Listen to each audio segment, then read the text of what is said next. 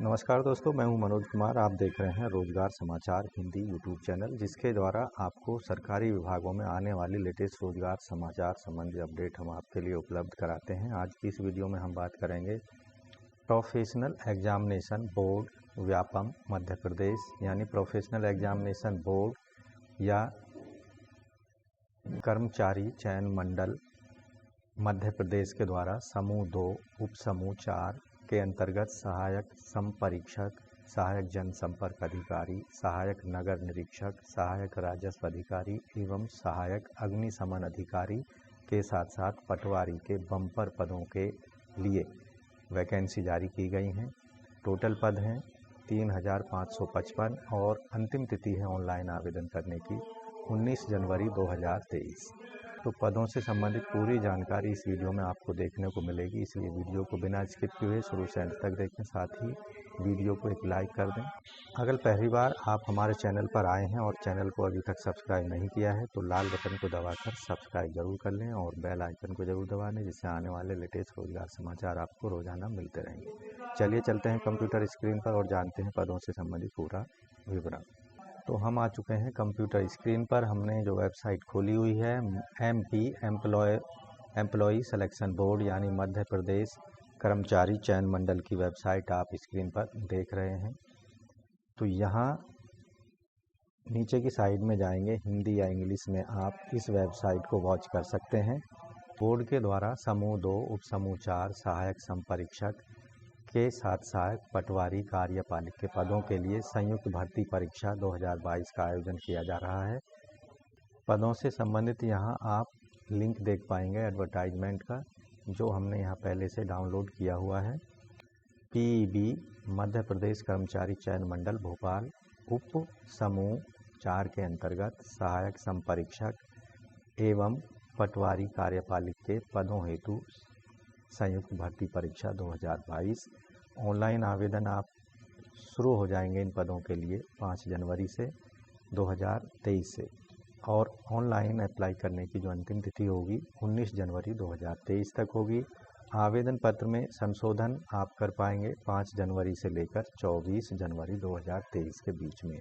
इन पदों से संबंधित जो परीक्षा है वो आयोजित की जाएगी 15 मार्च 2023 से शुरू हो जाएगी विभिन्न परीक्षा केंद्रों पर। इन पदों से संबंधित परीक्षा शुल्क अनारक्षित यानी जनरल कैंडिडेट्स के लिए 500 रुपये फीस पेमेंट करनी है। मध्य प्रदेश के अनुसूचित जाति, जनजाति, अन्य पिछड़ा वर्ग, दिव्यांग अभ्यर्थी जो केवल मध्य प्रदेश के मूल निवासी हैं उनको 250 रुपये फीस का पेमेंट करना है। सीधी भर्ती एवं बैकलॉग वाली परीक्षाएं हैं उनके लिए यहाँ कोई आवेदन शुल्क किसी भी कैटेगरी के उम्मीदवारों को नहीं पेमेंट करना है। ऑनलाइन आवेदन करने के लिए अभ्यर्थियों को MP ऑनलाइन पोर्टल शुल्क 60 रुपये देय होगा, जबकि अतिरिक्त स्टैंडर्ड जो रजिस्टर्ड सिटीजन यूजर हैं उसके माध्यम से आवेदन फॉर्म भरने के लिए 20 रुपये शुल्क देना होगा। परीक्षा का कार्यक्रम यहाँ इस तरह से है, जो कि 15 मार्च 2023 से आरंभ होगी। प्रथम पाली की परीक्षा 7 बजे से 8 बजे तक का रिपोर्टिंग टाइम होगा और महत्वपूर्ण निर्देशों को पढ़ने के लिए 8:50 से 9 बजे तक यानी 10 मिनट का टाइम कैंडिडेट्स को दिया जाएगा। उत्तर अंकित करने का जो समय होगा प्रथम पाली में 9 बजे से 12 बजे तक यानी 3 घंटे का टाइम आपको मिलने वाला है। दूसरी पारी जो होगी दोपहर 12:30 बजे से 1:30 बजे तक एंट्री टाइम होगा और 2:20 से 2:30 तक 10 मिनट का टाइम दिशा निर्देशों को पढ़ने के लिए मिलेंगे। 2:30 बजे से 5:30 बजे तक यानी 3 घंटे के अंदर आप अपने उत्तर पत्रक में आप अपने प्रश्नों का जवाब दाखिल कर सकते हैं। इन सभी पदों के लिए ऑनलाइन परीक्षा आपको देनी होगी। समूह 2 उप समूह 4, यहाँ प्रश्न पत्रों की संख्या 1 होगी, जिसमें 200 प्रश्न पूछे जाएंगे 200 अंकों के। सामान्य विज्ञान, सामान्य हिंदी, सामान्य अंग्रेजी, सामान्य गणित के 100 प्रश्न होंगे। सामान्य ज्ञान अभिरुचि, सामान्य कंप्यूटर ज्ञान, सामान्य तार्किक योग्यता और सामान्य प्रबंधन से संबंधित 100 प्रश्न पूछे जाएंगे। आयु सीमा इन पदों के लिए न्यूनतम और अधिकतम आयु सीमा 18 से 40 वर्ष के बीच होनी चाहिए, जबकि SC ST OBC और जो मध्य प्रदेश के शासकीय कर्मचारी हैं उनके लिए 18 से 45 वर्ष के बीच में अधिकतम आयु सीमा होगी, जहां पर 5 वर्ष का अधिकतम आयु सीमा में छूट का प्रावधान है। सीधी भर्ती एवं संविदा के रिक्त पदों का विवरण कैटेगरी वाइज अनारक्षित हैं 1161, EWS के 251 हैं, SC के 417 हैं, ST के 648 हैं, अन्य पिछड़े वर्ग के 748, कुल पद हैं 3225, जबकि संविदा के यहाँ पर अनारक्षित हैं 26, EWS के 6, अनुसूचित जाति के 12, जनजाति के 15 और अन्य पिछड़े वर्ग के 21 हैं। टोटल पद हैं 80, जबकि सीधी भर्ती बैकलॉग रिक्त पदों का विवरण जो है यहाँ अनुसूचित जाति के जो बैकलॉग पद हैं 89 हैं, अनुसूचित जनजाति के 111, अन्य पिछड़े वर्ग के 50 पद हैं। टोटल बैकलॉग वाले पद हैं 250। दोस्तों डिटेल में यहाँ विभागवार यानी विभाग के अकॉर्डिंग और यहाँ आप देखेंगे कैटेगरी वाइज पदों का विवरण डिटेल में एडवर्टाइजमेंट में जाकर आप देख सकते हैं। अब बात करते हैं पोस्ट वाइज या पद वाइज एजुकेशनल क्वालिफिकेशंस की वेतनमान की बातें। अनुवादक के कुल 15 पद हैं, वेतनमान 32,800 से 1,03,600 होगा। शैक्षणिक योग्यता विधि में स्नातक यानी LLB, संबंधित हिंदी साहित्य अंग्रेजी साहित्य में स्नातकोत्तर या अंग्रेजी साहित्य में स्नातकोत्तर के लिए हिंदी साहित्य विषय में स्नातक होना आवश्यक है। कंप्यूटर का ज्ञान होना चाहिए या डिग्री डिप्लोमा होनी चाहिए, जबकि सहायक ग्रंथपाल कुल 4 पद हैं, वेतनमान 28,700 से 91,300। शैक्षणिक योग्यता लाइब्रेरी साइंस में उपाधि या डिप्लोमा होना चाहिए, कंप्यूटर ज्ञान होना चाहिए या फिर मान्यता प्राप्त संस्था से डिग्री या डिप्लोमा होना अनिवार्य है। सहायक जनसंपर्क अधिकारी के पदों का जो वेतनमान है 36,200 से लेकर 1,14,800 रुपये है। शैक्षणिक योग्यता किसी मान्यता प्राप्त विश्वविद्यालय से स्नातक हो, माखनलाल चतुर्वेदी राष्ट्रीय पत्रकारिता विश्वविद्यालय या संस्थान से किसी मान्यता प्राप्त विश्वविद्यालय से पत्रकारिता में डिप्लोमा होना चाहिए। प्रचार सहायक ग्रेड 2 के पदों के लिए वेतनमान 22,100 से लेकर 70,000। शैक्षणिक योग्यता किसी मान्यता प्राप्त विश्वविद्यालय से स्नातक की उपाधि, साथ ही मान्यता प्राप्त संस्था से DTP के प्रमाण पत्र होना चाहिए। अनुवादक के पदों के लिए वेतनमान होगा 8,000 रुपये प्रति माह। शैक्षणिक योग्यता किसी मान्यता प्राप्त विश्वविद्यालय से एक विषय में अंग्रेजी के साथ स्नातक डिग्री होनी चाहिए। कनिष्ठ सहायक सह डाटा एंट्री ऑपरेटर के पदों के लिए वेतनमान है 19,500 से 62,000। लेवल 4 न्यूनतम जो वेतनमान होगा 19,500। शैक्षणिक योग्यता न्यूनतम 60% अंकों से स्नातक हो। शासन द्वारा मान्यता प्राप्त किसी भी संस्था से 1 वर्षीय कंप्यूटर डिप्लोमा या सर्टिफिकेट होना अनिवार्य है। स्टेनोटाइपिस्ट के पदों का वेतनमान है 19,500 से 62,000। न्यूनतम वेतनमान होगा 19,500। शैक्षणिक योग्यता है स्नातक डिग्री होनी चाहिए। दूसरा है हिंदी शीघ्र लेखन या शॉर्ट हैंड में 80 शब्द प्रति मिनट की गति।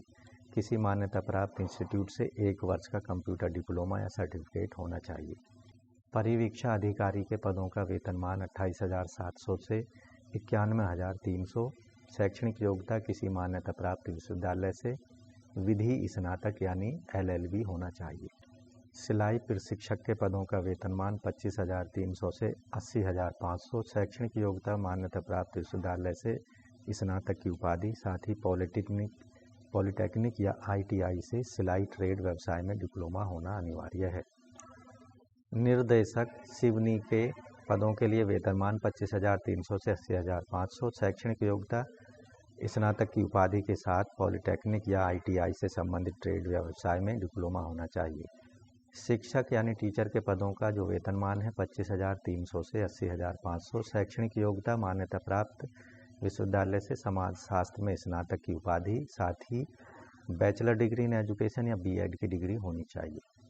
हाउस मास्टर के पदों का वेतनमान 22,100 से लेकर 70,000। शैक्षणिक योग्यता मान्यता प्राप्त विश्वविद्यालय से समाजशास्त्र में स्नातक की उपाधि होनी चाहिए। सांख्यिकीय अन्वेषक के पदों का वेतनमान 28,700 से 91,300। शैक्षणिक योग्यता मान्यता प्राप्त विश्वविद्यालय से किसी एक विषय में स्नातक उपाधि और सांख्यिकी अनिवार्य विषय के रूप में होना चाहिए, जिसमें सांख्यिकी, गणित, वाणिज्य, समाजशास्त्र या सामाजिक कार्य या अर्थशास्त्र में से कोई एक विषय स्नातक स्तर पर रहा हो।